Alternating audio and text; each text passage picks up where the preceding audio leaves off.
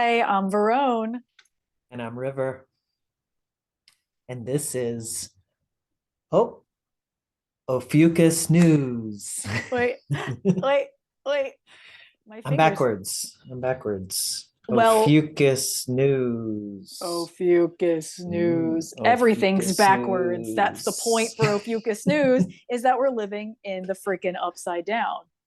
We're living in the underneath. Everything is inside out and backwards. And we're going to bring you some news, some information to help you navigate this shifting and changing Earth.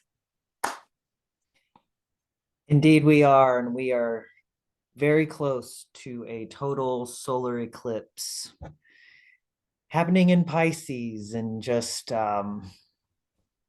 less than 48 hours, less than 2 days away. But the moon is actually just getting into Pisces, right on the cusp of Aquarius and Pisces as we speak. So we're like really in this critical crucible of time as we really enter the eclipse gate into the realm of the fish, the Pisces fish. Well, really feeling into that starry energy too, as the moon has entered into the stars of the eclipse energy. Where the eclipse is taking place, these stars are all lighting up, and now the moon is picking it up as it makes its way to this eclipse on April 8th. So the energies are intensifying, things are amplifying. We are able to become more of a channel for the wisdom, the knowledge, the ancient secrets of the sky to come through us, as each one of us has the same foundational elements in our bones, in our blood, in our DNA that were birthed in the bellies of the stars. We are made of stardust. Let's activate that dormant DNA. Yeah, absolutely. And we want to we want to paint the picture by showing actual image of the sky because we are true sky, constellational, astronomical astrologers. Astrology meaning study of the stars. So why not study the stars? Mainstream astrology does not study the stars, making us disconnected from our ancient star ancestors and our ancient star selves, which again is the are the elements inside of us. So if we are disconnected from it, we are disconnected from the rest of the cosmos, and that's been part of the problem. Earth has been kind of like closed off from the rest of the cosmos, and it's up to us as the magicians, as the witches, as the priestesses, as the alchemists to remember this and anchor this wisdom into the Earth Stargate. So we're bringing you true live sky. And here we go. Yes to all of those things. We are made of stars. We are made of stars. So I'm going to share my screen and see if we can get to the. This is a Stellarium program, and everyone can find this program online, stellarium.org, and it's free. And you can look at the current sky. This is the current sky that we're pulling up now. I'll pull back to see the moon here is dark because we're at this, you can barely see it. It says moon. The moon is here. It's just that sliver because we're in that balsamic phase before the eclipse. Yeah, And this dark moon phase where it allows us to fully release, fully let go, be in that rest and stillness and quiet as we prepare. It's a preparation energy for this eclipse because this eclipse is a new moon eclipse. So the sun and the moon will be coming together, and it's important to take the wisdom that is in the sky right now and utilize it in your mundane life. So take a bath, meditate, like let go of the things you don't need to be doing and really tune in to these frequencies. yes, the balsamic moon, it is that connection to the deep mystery, that black velvet realm. And it is that final release here as we, move into this what looks to be really powerful eclipse, total solar eclipse visible over the United States where we both live, um, clocking in at right under 4.5 minutes of totality. So this is that like final releasing time as the moon is just about entering here this first fish of Pisces, and you can see Neptune and Venus are also here where the moon will travel tomorrow, the next hours, and into tomorrow before we reach that eclipse moment when the moon will meet the sun. The moon passes through Neptune and Venus, and then it'll meet the sun. So, really, times for us to connect to more expanse in our heart chakra. I think I've seen so much happening right now of like letting go, but letting go on such deep levels, like this big karmic release, like karma being connected to like trauma, being connected to like density, being connected to like timelines. I think all of these things are kind of almost saying the same thing. And so, really allow yourself to connect to that deeper state of like unity and love and peace within, so that you can upgrade yourself, so that you can jump the timeline, so that you can collapse all the things that you don't want to do. If we keep doing the same thing, we're going to get the same results. So it's time for us to interact with the world and ourselves and each other in a new way, so that we can step into what people are calling new earth. We're going to have to create it. We're going to have to know it. We're going to have to feel it. We're going to have to vision it. We're going to have to be able to take action. So really allow the deep healing that the star medicine can provide us by not fighting it. Like, don't be in resistance to yourself. And if you feel resistance, sink into the resistance. Don't feel like you have to keep on running away from something, because this is our time to really like let some real big shit go. Take the shit, let it go. Yeah, and I'm gonna just kind of back this up and Back it up. back that ass up and Yeah, back that ass up. just show you all where the sun is right now. This is where the moon is going to be meeting up with the sun right here in the cord of Pisces. They're connected by this cord, the two fish. One perhaps spirit, one matter. There are other polarities you could use to describe them, but the idea is this polarity that is being held by this bond, the cord. And I think this is up in the collective right now, the notion of bonds and promises and the things that tether us together. Yeah, I really see the two fish being connected to like the bright father, dark mother, or the fire and water within, or the masculine and feminine, or these like the two beasts inside of you that fight in order to find that inner alchemy, the sacred marriage, the lovers within. If you are fighting yourself, you're going to be fighting other people. If you are like undecided, this part wants to go this way, this part wants to go this way, you've got your council of beings inside of you and none of them are agreeing, you're not going to go anywhere. You're going to stay right there. You're going to like spiral yourself into a circle. So it's important to remember that cord, that place where you can't separate it. Like, you can't separate yourself from yourself. And right now, as long as we're alive, we can't separate ourselves from Earth. Like, we're also here and we're also here with each other. So I think it's important to find some type of unity and balance first within, so that we can find it without, in the external world. This is going to maybe even bring a greater emphasis on the places where you like pull away from yourself or are in resistance to your soul, as those deep cosmic waters of Pisces are going to have us diving into deeper levels within ourselves. So if you're experiencing the resistance inside, I would say like step into it. like ask it some questions, like really go into it, because this is an opportunity to cross that void, that abyss, before we get to Aries, before we're like, yeah, time to take even more action. Hmm. Yes, a lot to say there. Because even in Aries with this eclipse, which we'll get to, but a big thing is Jupiter and Uranus are meeting up in Aries.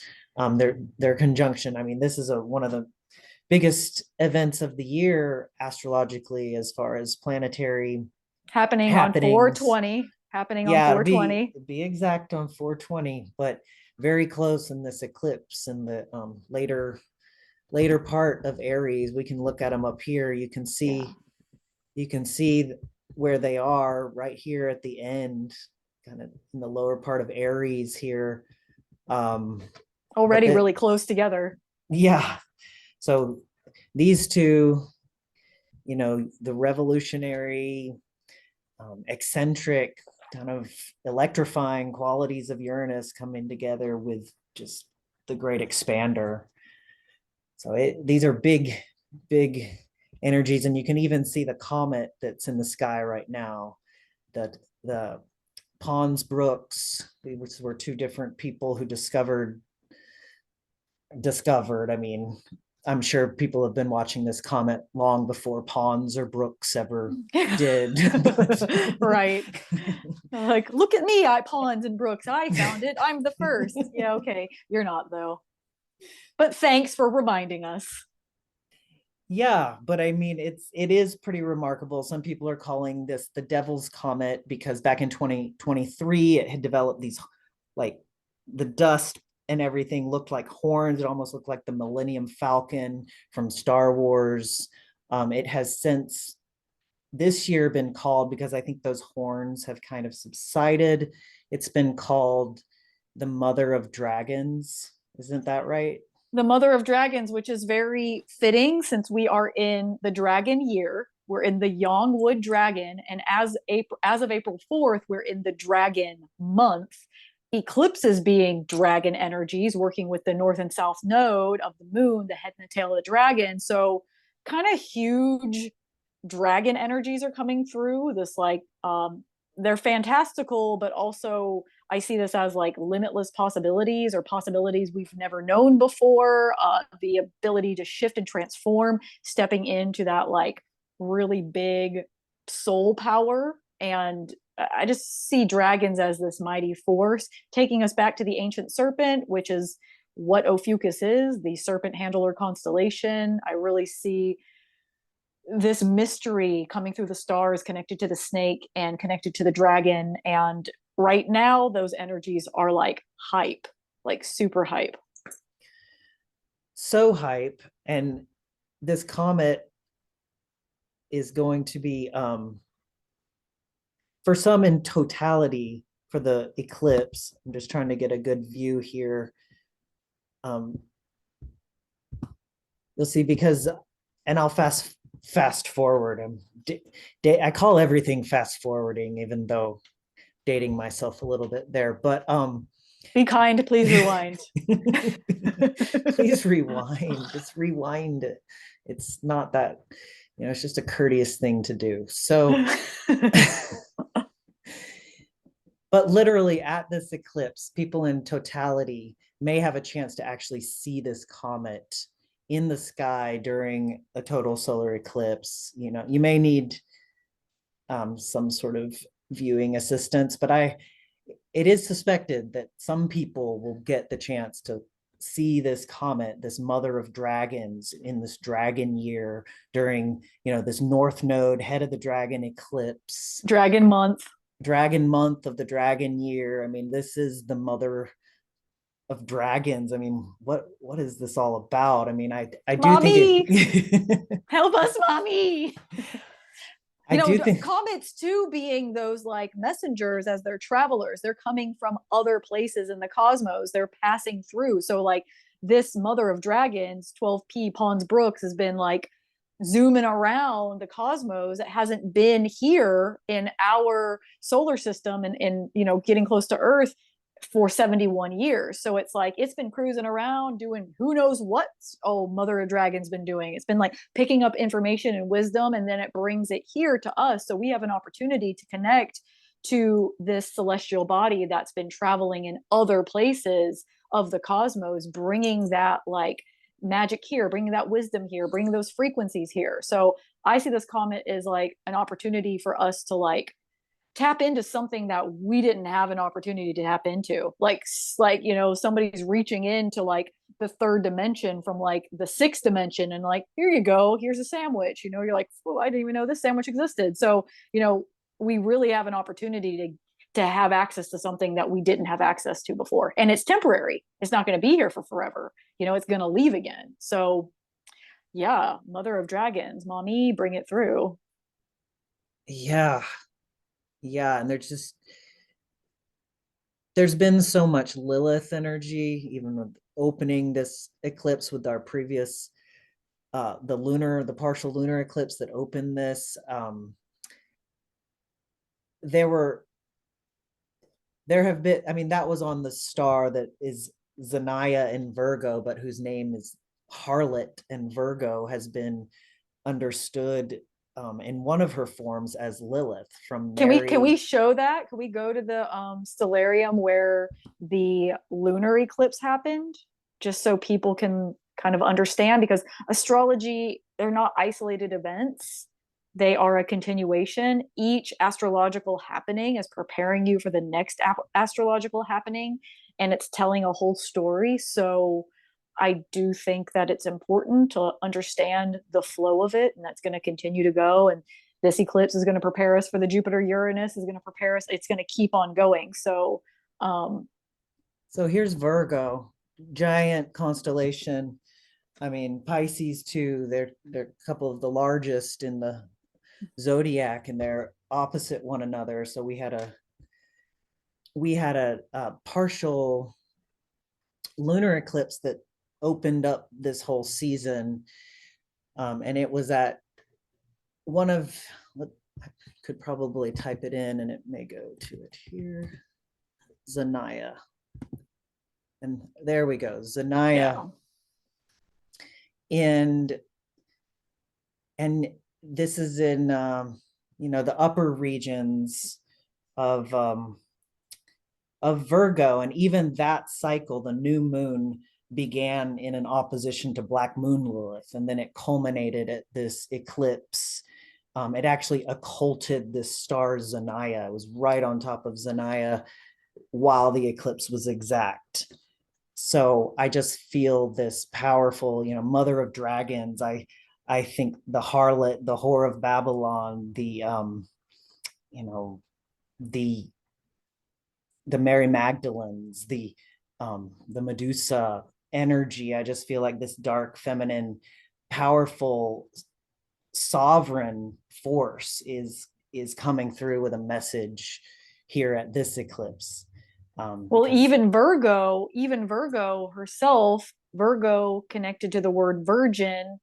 Virgin in its original form meant she who is sovereign, connected to the Vestal virgins, which were the sacred sex priestesses. And the sacred sex priestesses are the ones who stand in their sacred sexual power. So I saw Zanaya with this lunar eclipse having so much to do with like releasing shame and like really healing that like second chakra, and like really healing that whole like sexual region, and like reclaiming our sacred sexuality, which then thus takes us to the eclipse we're about to have, which to me, and I'll get into that later, has connected me a lot to like womb and womb healing and birthing. So everything connects together, and I always see the stars and the cosmos as an opportunity for us to heal by unblocking the program so that we can step into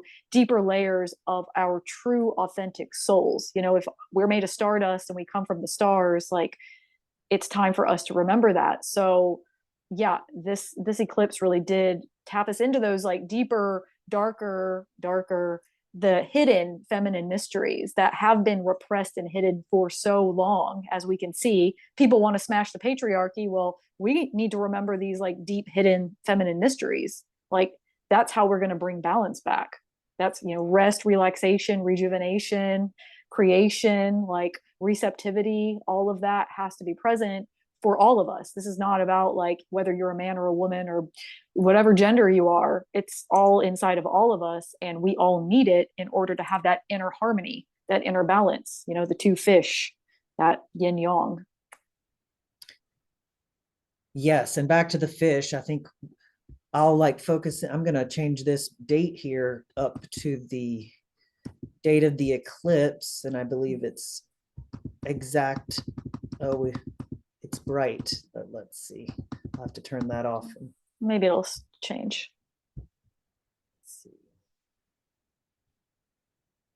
Sphere. Okay, there we go. Come up a few more hours. 12, 1, 2. I think it's exact around 221, I think is. So we'll just back it up some and then.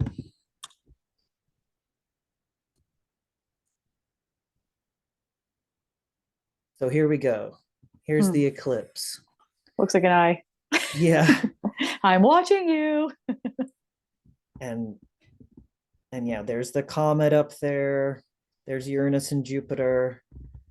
So yeah, a lot of Aries energy as well coming in with this eclipse, but focusing back in on the fish, the Pisces, here we are. And I'm sure by the time you all are watching this, the eclipse has likely happened or is happening soon. So it's, and yeah, I was just showing, it's right here on the cord. Something else that was just incredible to me, Chiron himself designated as a comet. I think they call Chiron as both a minor planet and a comet. Has two designations, but one of which is a comet. So back to that, and if you can see, you may just see the Ron at the end, but that's Chiron. Like they are exact to the arc minute when this eclipse is exact at 221. I mean, I don't really see that. I mean, I'm sure it happens sometimes, and planets have that exactitude, but I don't see it with any kind of frequency. And I think this is really miraculous. Chiron himself being kind of this interdimensional being.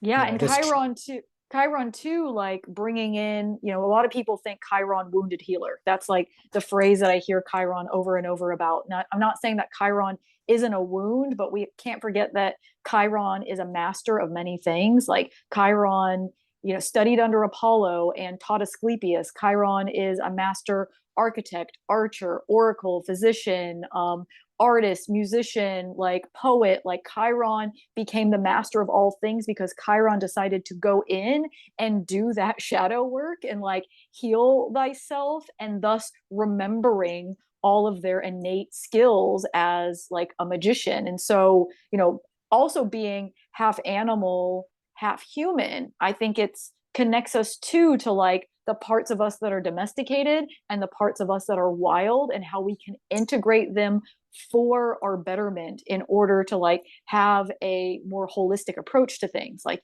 if you're just too domesticated, you're going to lose out on that like primal power that you have. If you're too primal, you're going to be like a hot mess, you know? So Chiron, its glyph being the key, I really see that like we are, if we want to, everything's like a choice. If we choose to take the key of Chiron, we can start unlocking doors inside of ourselves that open up the doors to like the matrix, where we're able to time travel and move through different spaces and have different access to things that we didn't have access to before. I totally agree and think Chiron is a time traveler. Chiron I was thinking about the book A Wrinkle in Time, which involves a centaur, and I don't remember all the details, but the tesseract as a element of time and crossing dimensions on the back of a centaur. I think some of the most transcendental experiences when I've tracked them in my own life, I've there's been a centaur. Chiron has been involved. Chiron is one of a few centaurs, and they're actually called centaurs astronomically as well. It's a certain designation, astronomical designation, but the centaurs, like you're saying, the blending of the animal with the human and accessing that part, but even how animals you can talk to telepathically in pictures. I feel like Chiron has this ability of, you know, things like telepathy and these other sensory perceptions, as Yeah, well, this, Master yeah, Oracle studying master under oracle. Apollo, and Apollo studied underneath the Melissa priestesses, the bee priestesses, which also connects to other parts of the sky. So this is like a lineage of oracles, and also taught Asclepius. Chiron taught Asclepius. Asclepius used Medusa's blood for healing. Mother of dragons. There we go. We've like, you know, it all goes back full circle. And you can see how these mythologies and these stories and these beings all interact with one another throughout time and space, time travel. We are the living mythology. For real, though. Yes.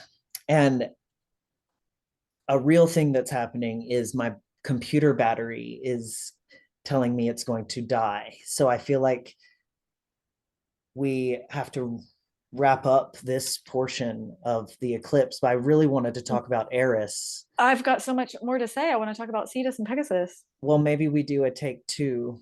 Um, Okay, maybe let's this take is segment one. segment Like, one, and then we can have like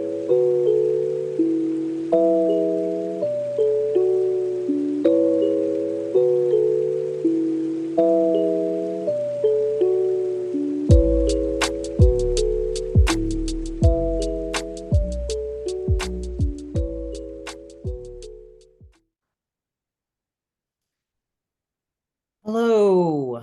We just had a hi. mer Hi. We just had a Mercury retrograde moment because at this eclipse, Mercury is retrograde, and my computer's battery died, which was a great Anyways, we're example. back. We are back, and We're we back are and we're ready to continue this talk about the eclipse, the Mhm. solar eclipse happening on April 8th.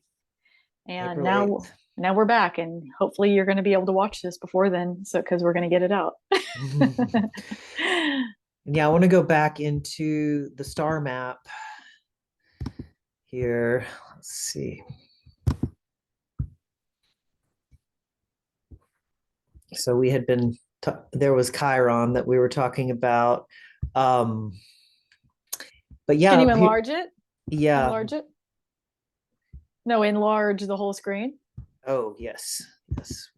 Large the screen, and you can see Mercury is also very close to the eclipse and in retrograde. So, in that more reflective, reviewing phase of the messenger planet, the phase of Mercury, who is retrieves the dreams of Morpheus, um, that divine goer of the in between. But this is a there's a review process, and Mercury stationed retrograde conjunct Eris, the dwarf planet Eris.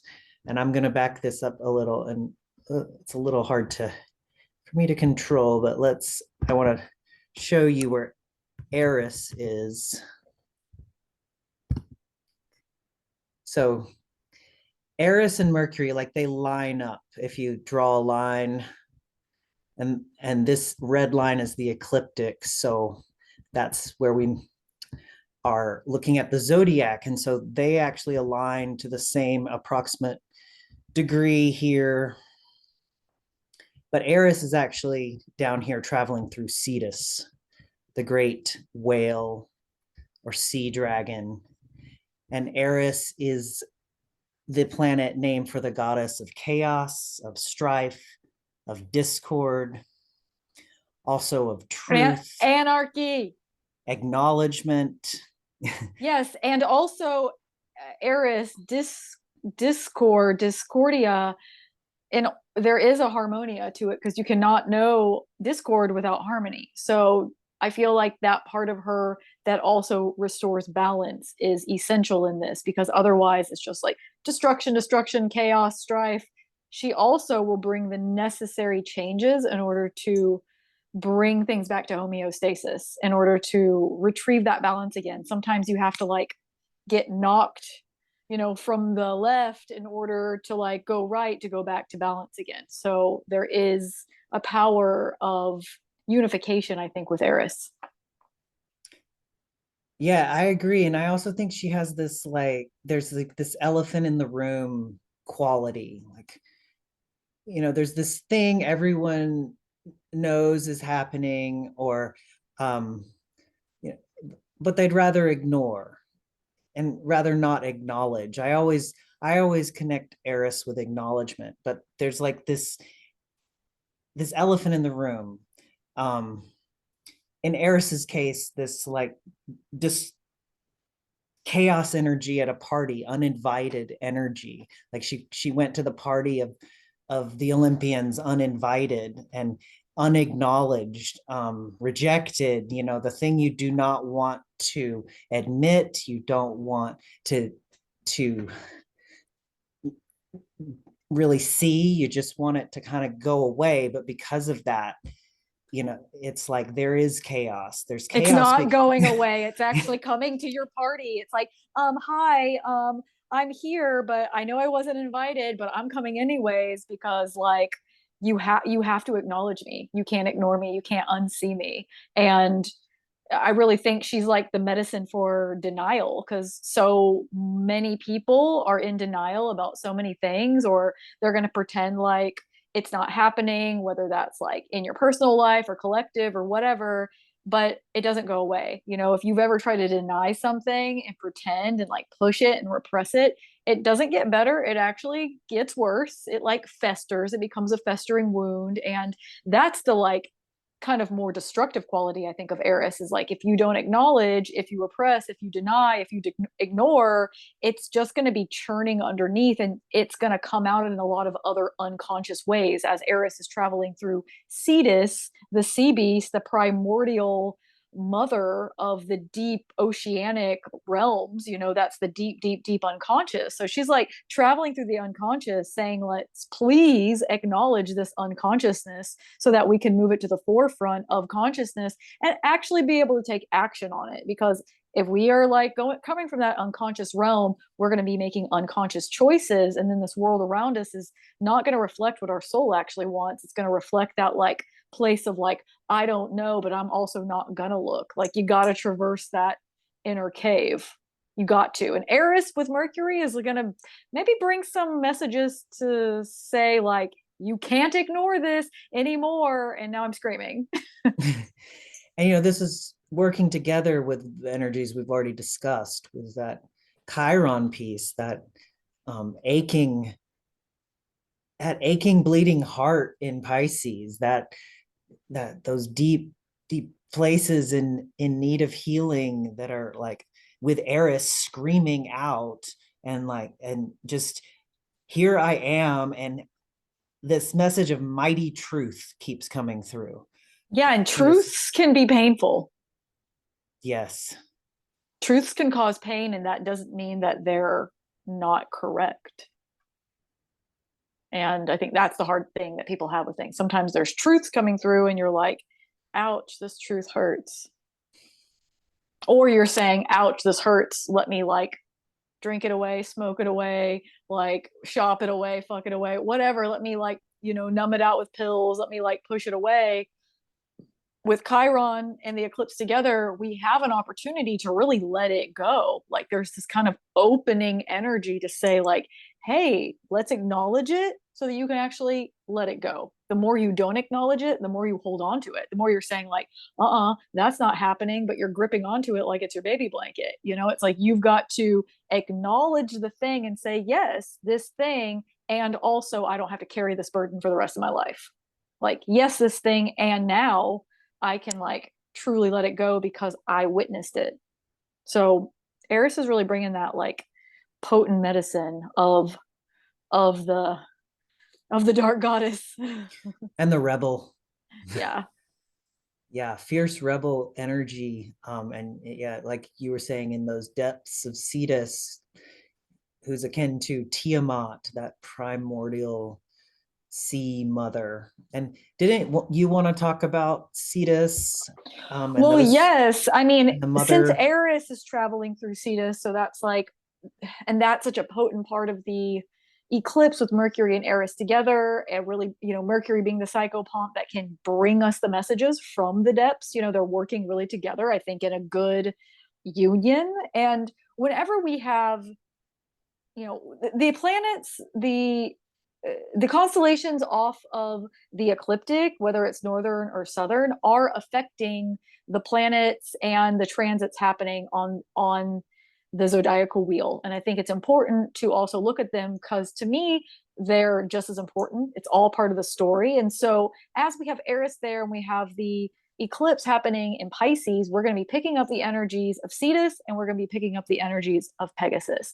And this kind of story of these like deep primordial waters has really brought me, my guides were showing me that, you know, when we're in the womb, when we are in our mother's wombs and we're growing, we're breathing in the fluid, we're breathing in the water, we're breathing in the amniotic fluid. And my guides were telling me the reason that we breathe in that liquid, the reason that we breathe in that water, that fluid, is that we come from the waters before. We come from the cosmic waters. And so there's this real depth into like the birth mysteries and the blood mysteries and the like cosmic mysteries of like the womb and like matrix.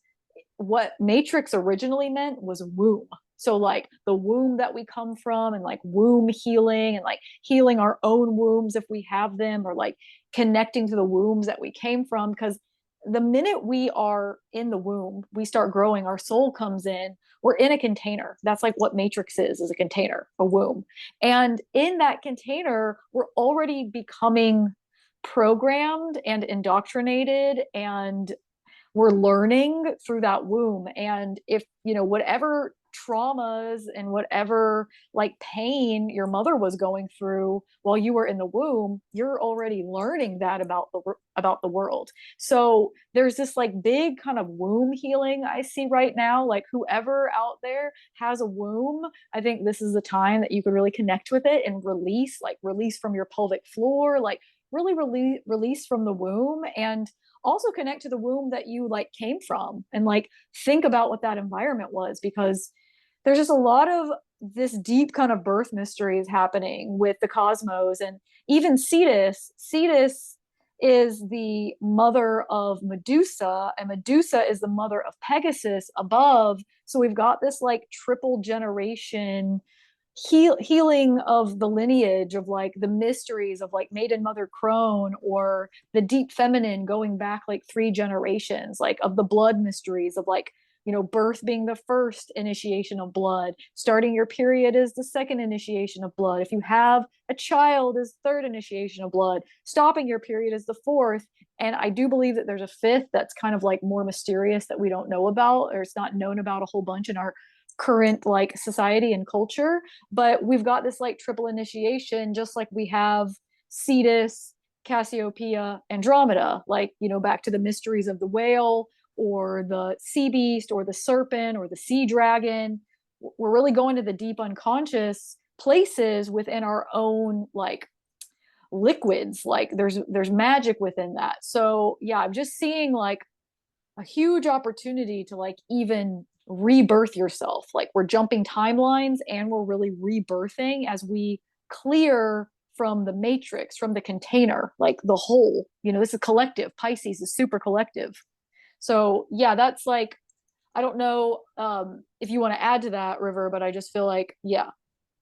I did want to add what you sparked in me is that um, the fish of Pisces being symbols of fertility. And even this fish here used to extend into the belly of Andromeda, Andromeda being seen as a pregnant, fertile, um, bountiful woman, with the fish being Mm. two symbols of fertility and creation. And so just thinking about Andromeda as once the pregnant woman, and of course in the Cetus mythology and whatnot, she is chained to a rock, right? That um, as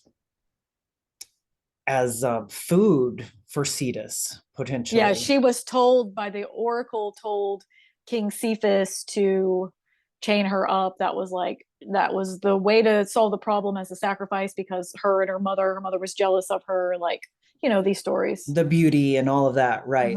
Very much like a Medusa story. But kind of interestingly, yes, it's a Medusa story, and we're Mm. talking about Pegasus, and there's this bit like Alpherat's a star in Pegasus in the Great Square actually shares constellations with Andromeda. Like it's these days classified as in Andromeda, but through history prior to that was part of the Great Square and is clearly still part of this Great Square Pegasus. And it's like how Pegasus was birthed from Medusa's slain head. Here's the head of Andromeda that is birthing Pegasus. So there's the connection with the mythology and the connection to Medusa. And is it Andromeda? Is it Medusa? But this particular eclipse aligns to some more minor. They're only minor because they don't have big specific uses in astrology, but minor stars, more dim stars, but in her chained hands. And the Mercury and Eris align with another of these faint stars in her same chained hand. I think it's her right hand. And it's, Andromeda represents these themes of bondage and suppression, as well as liberation, lifting off the chains. So that's where Well, it's I've so gone. interesting too. I feel like I just want to kind of like go full circle with it. Like, okay, the lunar eclipse, we're like releasing shame, we're tapping back into our sovereignty, we're remembering that. And then, with this eclipse, we are like rebirthing ourselves, we're like rewiring the matrix, we are breaking from the chains, we're taking the initiation into the deep, and Eris is giving us those like harsh truths that we need to hear, while Chiron is allowing us to heal those deep wounds, to remember our mastery. And then we jump on with Pegasus because we're also now bitch, we're going time travel, because now we've shifted our like inner beliefs, we've shifted our inner realms, we've gone into the inner temples, and we've recovered those lost parts of ourselves, awakening more of our soul for us to embody it fully. So now we can actually change timelines, because our inner perspective, our inner belief system, those core beliefs are going to affect our perception. And our perception is everything. Like, you could be like, ooh, this crystal's beautiful. Or you could say, oh my God, I hate this crystal. Like, this crystal stabbed my brother, So like, you can have a lot of different perspectives in life, and where you're coming from internally is going to shift your outer world. It's going to make you make different choices. And when we all do that, we create an entirely different world. Like, everything that's existing out here, it could be different. We could make different choices. So it's really important to not just point your finger at everybody else, but make sure you're really doing that deep inner work too. You're really doing that. You have to know thyself. If you don't, then the whole world is going to control you. You are going to be the most manipulated person ever, because we are highly manipulated by our emotional states. Emotions are great tools, but also remember that we are emotions are moving through us. It's energy and emotion. You don't have to grip onto it and take it on as an identity. And I would say right now during this eclipse, do not hold on to the shit that's coming out. Like if fear is coming out, if shame is coming out, if anxiety, if like old beliefs, like let them come up and come out to the surface, and like let them keep going, let them clear out of the eclipse. Because if not, like you're holding on to that like old way that really wants to shift. And we have a really cool opportunity to straight up time travel. I feel that. Where's my, and not like in a, we're the spaceship. Yeah, you're taking me to Neptune just real briefly, I but it did took just I took you to Neptune on our our first first date. date, that's true. I was But like, let me take you to my other house on Neptune. Neptune is here, and I just wanted to mention as the modern ruler of the stars of Pisces, but the planet of dreams and illusions and mysticism and um, creativity, compassion. This planet is the modern ruler, and just to ping Pegasus, it's in alignment Ping. to this star Shiat, which is another star in this great square of Pegasus. Holy So shit. so yeah, I mean, you can see it here. You draw this line. This is Shiat, and all the stars I think of the great square, they you see them a lot in charts of scientists, and others with that high mental perception and knowledge of geometry and knowledge of the physics of the universe. And very, I do see Shiat as very like um, penetrating logic and just that swiftness added with that swiftness and of Pegasus. So it has a stormy side too. I think there's a storminess to this star's character, and I do think we're in stormy times. And I won't sugarcoat that Neptune, Lord of the Sea, as this ruler at this powerful time of this eclipse and this abyss of of these stars, these Well, I think it's fish. important when you like the great square is activated. The great square has been seen as so many things. It's just seen as the abyss, the field, Babylon, the city of Babylon itself. And so this placement with this square, I think, is like really powerful. With the Shiat being connected to with Neptune, with like stormy seas. We've got sea, we've got flight, we've got water, we've got air, we've got like, the cosmic water that almost feels like air and water together, almost like the ethers. We're like traveling swiftly, but like there may be bumps, you may have turbulence. And so like hold on to your knickers because like, you may hit some bumps. It's important also because we're in the young wood dragon, wood being the tree that you need to be flexible. Like there's going to be bumps there. I don't know. There were some earthquakes. Like you have to be able to like have flexibility to not completely snap or break as your boat's going through the like bumpy waters. So it's interesting too because Neptune, even though it's not necessarily like a part of the eclipse, it is because it's contained within these stars, and like all of these stars are really going to like be amplified by the other, like by the eclipse and with the other planets in there, with Venus, with Neptune. Like I think those will be, it'll be flavoring the waters. We'll be feeling that too, and have an opportunity to like mend and heal on deeper levels. Yeah. Yeah, and then let's go to so that was the modern ruler, Neptune, and yeah, sharing the stars in Pisces and as the ruler, and just in alignment with Pegasus here, a major star. But then the classical ruler, and we mentioned this a bit earlier, but Jupiter is the classical ruler of Pisces. And again, Jupiter is coming into this conjunction with Uranus. So wow, that's something. And this comet, back to the mother of dragons, comet is going to be traveling like with Jupiter as Jupiter meets Uranus, and where they come together, the comet is going to be so super close to them at their exact meeting. So on the 20th. So it's just really, comets definitely is traveling with these powerhouses, this major event of the year. It's going to be traveling with them, bringing in the message of, what is it? Is it revolution? Is it you know this is the end of Aries. So these are the last critical degrees of these Mars ruled stars. So what is the message here?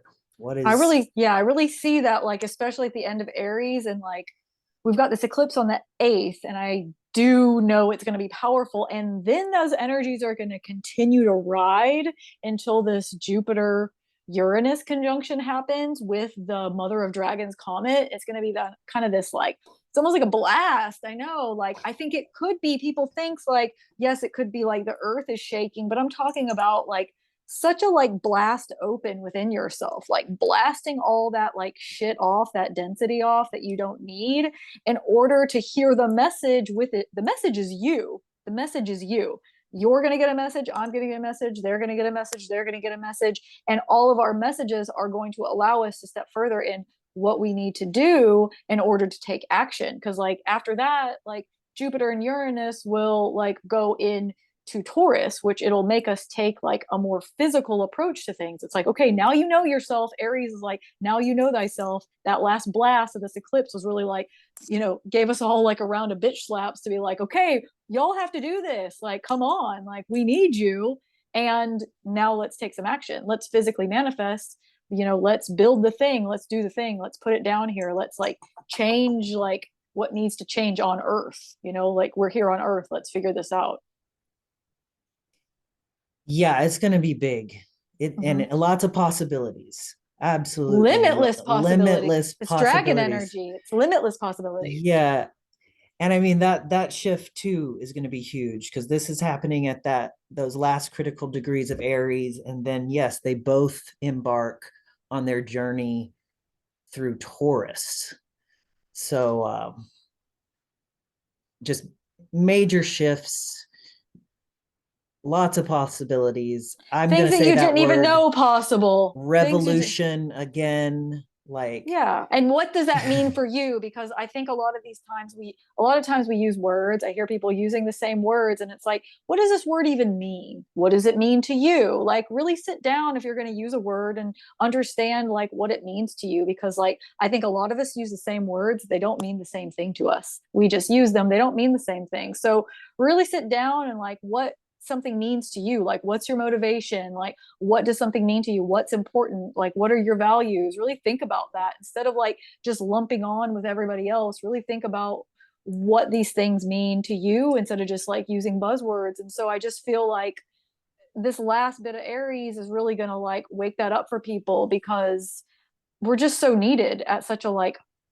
core soul level, and most people are just doing what they've been told, and they're running the same programs from their childhood, and it's just like nothing's changing, and people are wondering why nothing's changing. I'm like, we got to stop running these same programs, these same beliefs. We have to like stop doing the same thing. We have to stop listening to psychos. Like, well, that's not going to work. Like, we have to stop calling people leaders who aren't. We have to start knowing that we are, and breaking down hierarchies so that like we can achieve something that's going to have balance. We got to drain the poisons so us and Earth can come back to homeostasis. We don't need solutions. We need actually detoxing more than anything else. So, we have the answers inside of us. We always have. We just have to remember, we've been so smushed in our power for so long. We've been lied to. We've been stuffed to the brim with lies. And I feel like it's time to spew them out. But let's like direct them like out of these gateways that allow us to heal. Like, this is what these eclipses, this is what it is. It's like, hey, here's an opportunity for you to let go of something really big. So like, it's a choice, or you could hold on to it longer, and maybe your life might be a bit more challenging. So what's your choice? Like, let's figure it out. Because like, our lives are finite. At some point we'll be dead and we'll be worm food, and then we're not gonna be able to do the thing. We'll have to come back, probably do it again. Like, do we want to do that over and over? Let's figure it out. Some of us are tired of doing that. Yeah, and I think I just wanted to add, just showing it as the so as Uranus and Jupiter are here on the edge of Aries, just about to enter Taurus. As they enter Taurus, oh, let me come up here and enter. They come into an Oh alignment yes. with, we've been talking about Medusa, like whether in this whole conversation, but you can see them here. They're really coming into alignment with this star named Algol. Lost it. And Algol is the eclipsing binary star in the head of Medusa. This is the constellation Perseus, and as we see this constellation now through this tradition, he is holding the severed head of Medusa, again where Pegasus was born. And so, but this is a star of great passion. It's probably one of the most feared stars in the heavens, as Ra's al Ghul, head of the demon, like thought of as a demon, you know, creating Medusa in, into a demon through this severing act, reflecting. I mean, she does like reflect our horrors back to us, often in these activations to this star. But there's also a great passion, a very visceral quality to Algol. And she's looking across the entire zodiac. Like if you draw a line from across the zodiac, you'll find Libra. And I find that to be an interesting thing. I think that Algol has a lot to do with those scales of justice across the zodiac that she faces as, this severed head. So I Well, know that. even though like the part of, the dark goddess rising, talking about Lilith, talking about Medusa, we're talking about Andromeda breaking free from the chains, or like the triple mystery of like Cetus, Medusa, Pegasus, or Cetus, Cassiopeia, Andromeda, this like deeper feminine wisdom that's been repressed and called demon and called whore, and like Lilith just wanting like equality, not wanting to be subservient or beneath Adam, and her being rejected, and then all these lies about her. Like there's been so many lies about her, there's been so many lies about so many things, and like this deep part of like the femininity of like rest and relaxation, but also power and like big sovereignty, and like standing in this fierceness of this primordial wisdom. We've got the head of the goddess of like the serpent goddess, like the mother of dragons, if you will. We've got Medusa's head severed as weaponized, using the power, using the ultimate power we're told this is bad, this is horrible, this will send you to hell, this is monster, this is demon, this is dirty, and then using that against us, using it against us, as Pegasus, like the ultimate colonizer, is standing there with her head. And that's part of the constellation. It's not like there's this beautiful serpent goddess, like fully embodied. We've got her severed head. She's weaponized. And then the story of her is told by her executioner, like the story of the goddess, the story of the serpent goddess, because originally Medusa was a triple moon goddess from Libya, worshipped by Amazonian priestesses. And when Perseus came over to colonize, he killed the priestesses. He took all the ritual items. He desecrated their altar and turned their goddess into a mortal demon, and like told that story. So it's like, who's telling your story? Who's telling the stories? Like, if the stories are like psychos are the leaders, as we can see in the sky,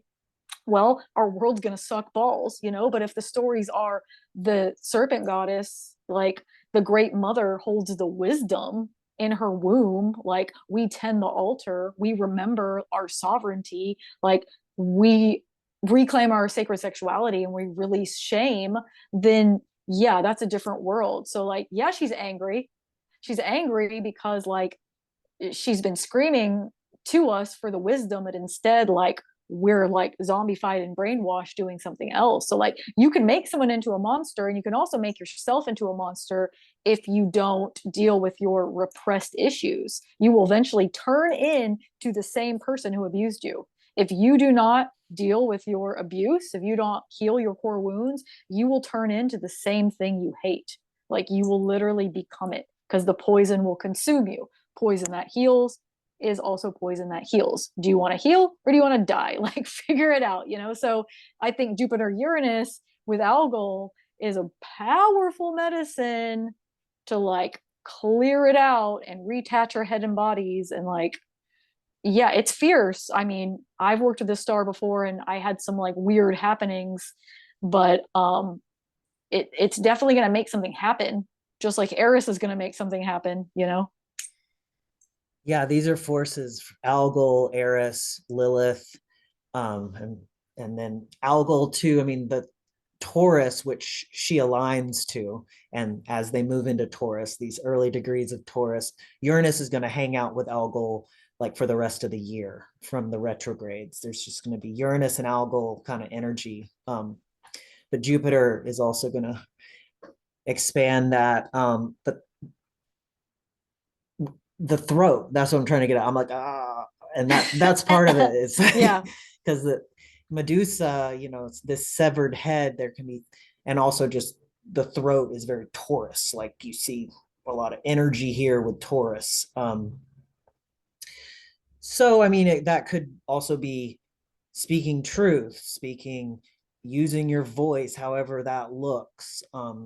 Medusa was also severed while she was sleeping. So back to like the deep, like Morpheus sleep mysteries, unconscious. Like she was beheaded while she was like at her most vulnerable place, like of unconsciousness. Just So yeah, reclaiming sovereignty. your voice, The connecting your chains, head to your breaking the body. chains. Connect your head and your body together. Like you're not just a floating head. You can't think your way through everything. Actually, thinking our way through isn't going to work. We have to feel our way through. That's the only thing that's going to work. Like the mind is too insatiable.